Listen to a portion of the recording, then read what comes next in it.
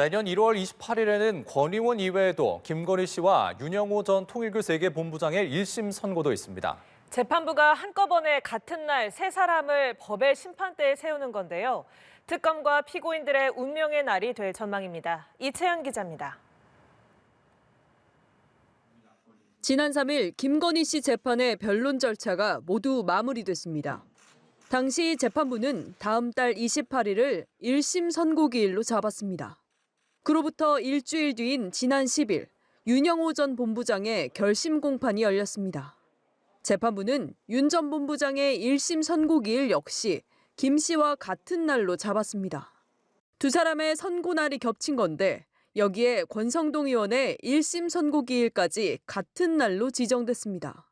이들 사건 모두 우인성 부장판사가 재판장인 형사합의 27부가 맡고 있습니다. 먼저 김 씨의 선고 공판이 오후 2시 10분으로 잡혔고 이어 권성동 의원과 윤영호 전 본부장은 오후 3시 같은 시간으로 공지됐습니다. 윤 전 본부장과 권 의원은 각각 정치자금 1억 원을 공여 수수했던 혐의로 맞닿아 있고 김 씨는 윤 전 본부장을 고리로 통일교 측으로부터 금품을 수수했던 혐의를 받고 있어 재판부 의도가 담긴 것 아니냐는 해석도 나옵니다. 다만 윤 전 본부장과 권 의원은 재판을 병행심리해온 게 아닌 만큼 시간차를 두고 선고가 이뤄질 걸로 예상됩니다. 특검팀이 이들에 대해 헌법 가치를 훼손해 중형이 불가피하다고 밝혔던 만큼 재판부의 선고 형량에도 이목이 쏠립니다. 특검은 김 씨에는 징역 15년, 윤 전 본부장과 권 의원에게는 징역 4년을 각각 구형한 바 있습니다. 이보다 앞선 1월 21일에는 한덕수 전 총리의 내란 중요 임무 종사 혐의 사건 선고가 내려지고 16일엔 윤 전 대통령의 체포 방해 혐의 재판 1심 선고도 나옵니다. 연합뉴스TV 이채연입니다. 윤석열 전 대통령의 체포 방해 혐의 1심 재판의 결론이 다음 달 16일 나올 전망입니다. 진행 중인 4개 사건 가운데 가장 먼저 선고일이 지정됐는데요. 윤 전 대통령 측은 내란 우두머리 사건 선고 이후에 결론을 내려야 한다고 주장했지만 재판부는 받아들이지 않았습니다. 이동훈 기자입니다. 윤석열 전 대통령의 체포 방해와 국무회의 심의의결권 침해 혐의 재판을 담당하는 서울중앙지법 백대현 부장판사는 한 달 뒤 선고를 예고했습니다. 재판부는 판결 선고를 공소제기일로부터 6개월 이내로 정한 내란특검법을 언급하며 내년 1월 16일 선고 방침을 세웠습니다. 비상계엄 이후 기소된 윤 전 대통령 4개 사건 가운데 제일 먼저 결론이 나는 겁니다. 이 사건 특별검사가 공소를 제기한 날짜가 2025년 7월 19일이므로 2026년 1월 19일 이전에 1심 판결 선고가 이루어져야 해서 이 사건 판결은 2026년 1월 16일에 해야 할 것으로 판단됩니다. 특검 측은 법 취지에 따른 신속결론 방침에 감사의 뜻을 표했지만 윤 전 대통령 측은 내란 우두머리 사건이 종결된 뒤 선고돼야 한다고 주장했습니다. 12.3 비상계엄이 내란이 아니란 판단이 나온다면 계엄 당시 부실하게 진행된 국무회의로 국무위원들의 심의권이 침해됐다는 특검의 주장 자체가 성립되지 않는다는 취지입니다. 윤 전 대통령도 직접 발언하며 대통령의 계엄 선포는 법적 판단의 대상이 아니란 주장도 되풀이했습니다. 재판부는 그러나 계엄 선포 자체가 내란에 해당하는지 불법인지는 이 사건 쟁점이 아닌 것으로 판단된다고 강조했습니다. 재판부는 오는 19일 이상민 전 행정안전부 장관과 최상목 전 경제부총리, 조태열 전 외교부 장관 등에 대한 증인신문을 진행한 뒤 26일 특검 구형 등 결심 공판을 진행하기로 했습니다. 본류재판격인 윤 전 대통령의 내란 우두머리 혐의 재판 1심 선고는 1월 결심 공판을 거쳐 2월쯤 나올 것으로 보입니다. 연합뉴스TV 이동훈입니다. 반년간 이어진 내란특검의 수사로 베일에 쌓여있던 계엄 전후와 계엄 당일 상황이 수면 위로 드러났습니다. 이 과정에서 윤석열 전 대통령과 주변 핵심 인물들의 혐의도 줄줄이 추가가 됐는데요. 이제 법적인 판단만 남았습니다. 이채연 기자가 보도합니다. 내란 특검은 시작부터 내란 정점 신병 확보를 위해 빠르게 움직였습니다. 곧바로 3특검 가운데 가장 먼저 윤 전 대통령을 포토라인에 세웠고 조석 특검을 8년 만에 피의자 신분으로 만나셨는데 어떻게 보시나요? 이번에도 출범 한 달도 안 돼 구속 취소로 풀려났던 윤 전 대통령 신병을 확보했습니다.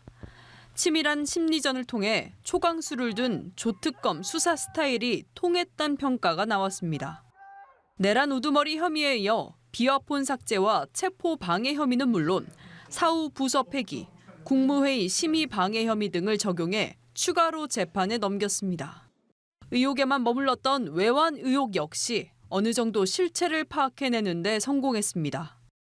북한 무인기 투입 작전이 비밀리에 진행되면서 북한 위협에 가장 먼저 대응해야 하는 전방 부대들이 대비하지 못했고 국가 안보가 저해되는 결과로 이어졌다며 윤 전 대통령 등을 일반 이적 혐의로 기소했습니다. 전직 대통령이 일반 이적 혐의로 기소된 건 처음입니다. 비상계엄 여건 조성을 목적으로 남북 군사 대치 상황을 이용하려 한 행위는 국민 안전의 위험을 초래할 수 있는 결코 용납할 수 없는 행위입니다. 특검팀은 윤 전 대통령이 22년 11월 25일 국민의힘 지도부와 함께한 관저 만찬에서 비상대권을 언급하며 총살당하는 한이 있어도 싹 쓸어버리겠다고 발언했다는 내용을 공소장에 기재해 비상계엄을 처음 구상한 시기도 파악했습니다.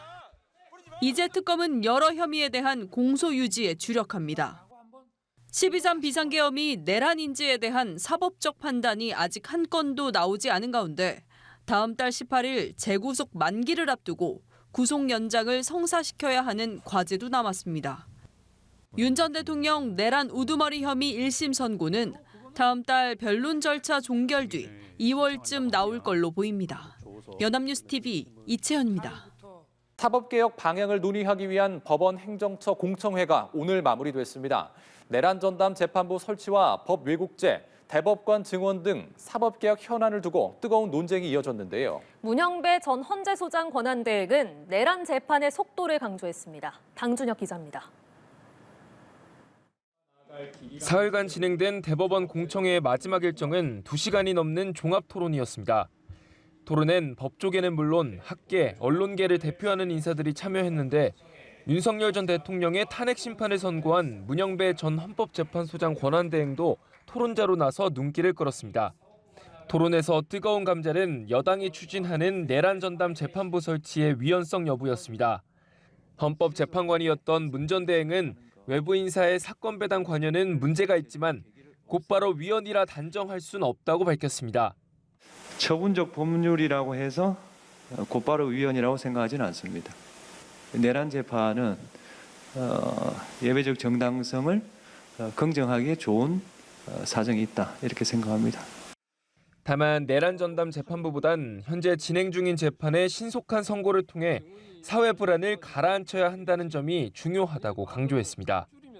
대법관 증언 문제에 있어선 찬반 입장이 엇갈리며 첨예한 논쟁이 이뤄졌습니다.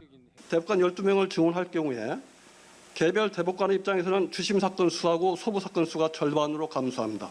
대법관 증언과 하급심 강화가 배치되는 건 아니고 동시에 추진될 수 있다고 봅니다. 신중한 수기가 필요하고 만약에 대법관 증언을 현실적으로 당장의 우선 문제를 해결하기 위해서 도입한다면은 한개 소부 정도를 해서 그 효과를 검증해 보면서 재판소원 도입을 두곤 신중론이 줄을 이뤘습니다. 문영배 전 재판관은 우리나라 헌법은 헌재를 최고법원으로 규정하고 있지 않고 제도적 여건도 맞지 않는다며 사실상 반대 입장을 밝혔습니다. 사법부는 공청회에서 나온 의견들을 검토한 뒤 향후 사법개혁 방향에 대한 입장을 정리할 예정입니다. 연합뉴스TV 방준혁입니다. 내란 특검이 한덕수 전 총리에 대해서 징역 15년형을 내려달라고 재판부에 요청했습니다. 한 전 총리를 엄히 처벌해서 불행한 역사가 되풀이되지 않게 해야 한다고 강조한 것인데요. 재판부는 내년 1월 21일을 선고 기일로 잡았습니다. 이채연 기자입니다. 기소 석 달 만에 열린 결심 재판에 한 전 총리는 굳은 표정으로 출석했습니다. 1심 선고 가장 빨리 나올 듯한데 입장 있으십니까? 특검 측은 현직 대통령 내란에 가담한 한 전 총리에 대해 엄벌이 불가피하다며 징역 15년을 구형했습니다. 전두환 노태우 전 대통령의 12.12 군사반란 및 5.18 민주화운동 관련 재판에서 주영복 전 국방장관이 징역 7년을 선고받은 것과 비교하면 더 무겁게 구형한 것입니다. 특검은 대통령의 잘못된 권한 행사를 통제할 총리로서의 의무를 저버리고 위헌 위법한 계엄 선포를 보좌해 죄책이 매우 중하다며 구형 이유를 설명했습니다. 특히 주 전 장관 판결문을 거론하며 지위가 높고 책임이 막중하면 변명이 용납되지 않는다 판시했다고 강조했습니다. 이번 12.3 비상계엄 사태는 과거 45년 전 내란 범죄보다 더 막대하게 국격을 손상시키고 국민들에게 커다란 상실감을 주었다는 점에서 그 피해는 이루 헤아릴 수 없고 가늠하기도 어렵습니다.